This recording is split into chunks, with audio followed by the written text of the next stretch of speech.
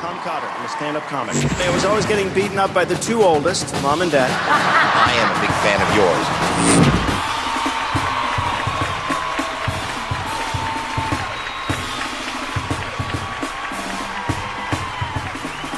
Please welcome the great Tom Cotter. Tom Cotter. Tom Cotter. Tom Cotter.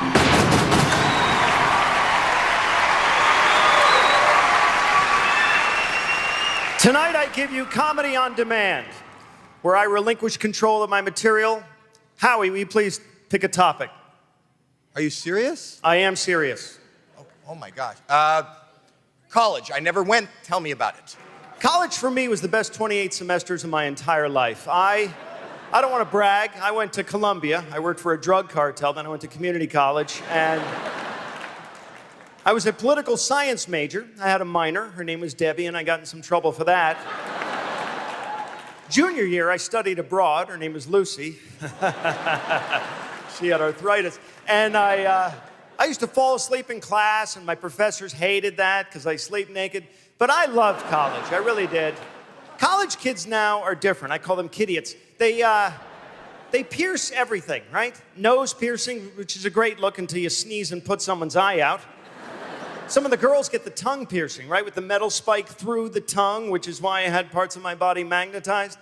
And was that out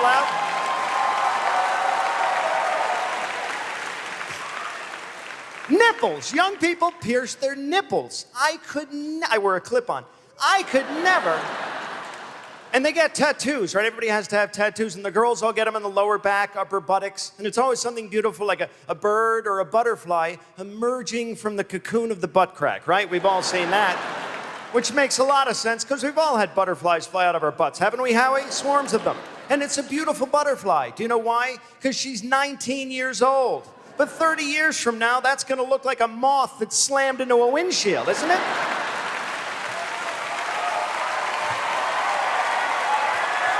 I'm Tom Cotter, and I approve this message.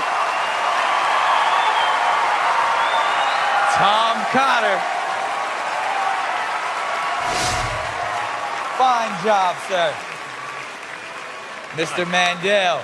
I can't say anything but OMG. That's amazing, because as I said in the package, it's all about material. I chose your material. You didn't know what was coming. You had to be on, deliver it.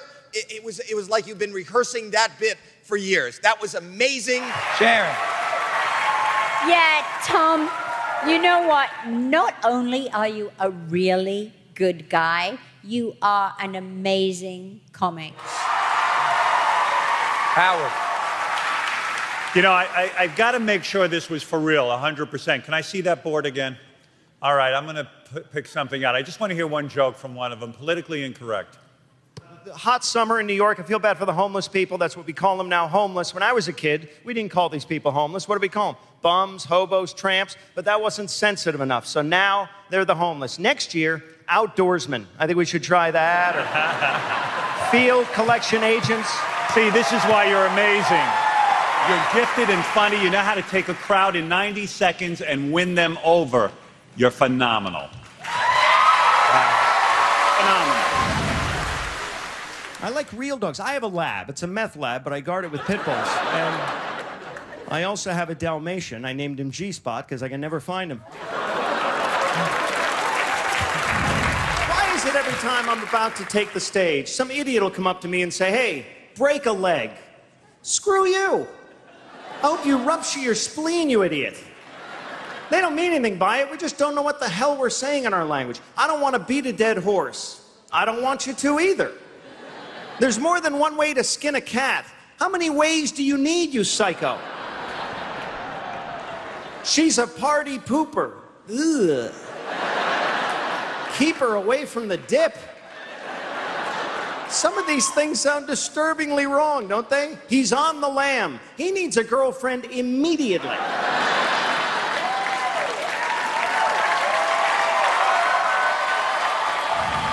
For the better part of 50 years, Donald Duck has been walking around in front of his nephews, Huey, Dewey, and Louie, with the shirt on, no pants. Explain that. Snow White and the Seven Dwarfs. Do you remember Snow White? Snow White and the Seven Dwarfs, one hot chick and seven middle-aged dwarfs. That's an adult film, ladies and gentlemen. Sleeping Beauty. Remember this story? The girl passes out and the guy starts kissing her. That's illegal, ladies and gentlemen.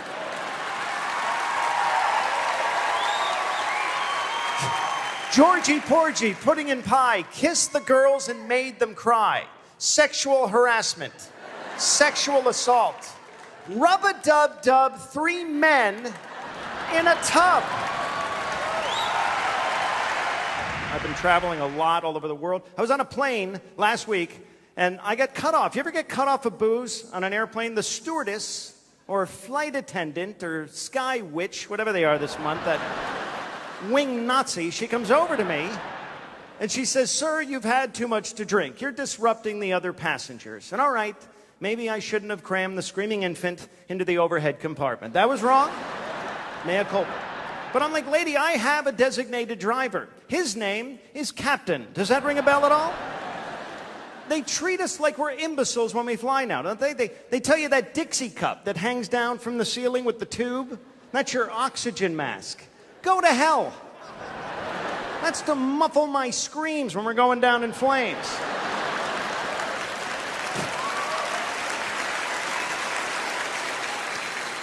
And then they tell you that you'll only need the oxygen mask if there's a change in cabin pressure. Do you know what that is? That's a gaping hole in the plane, ladies and gentlemen. And then they tell you once you put it on, just relax and breathe normally. Up yours. There's a hole in the plane. I'm gonna hyperventilate. You go get the beverage cart. Let's go, pick it up. I love you, America. Thank you so much. Good night. Everyone's on their feet. The comedic stylings of Tom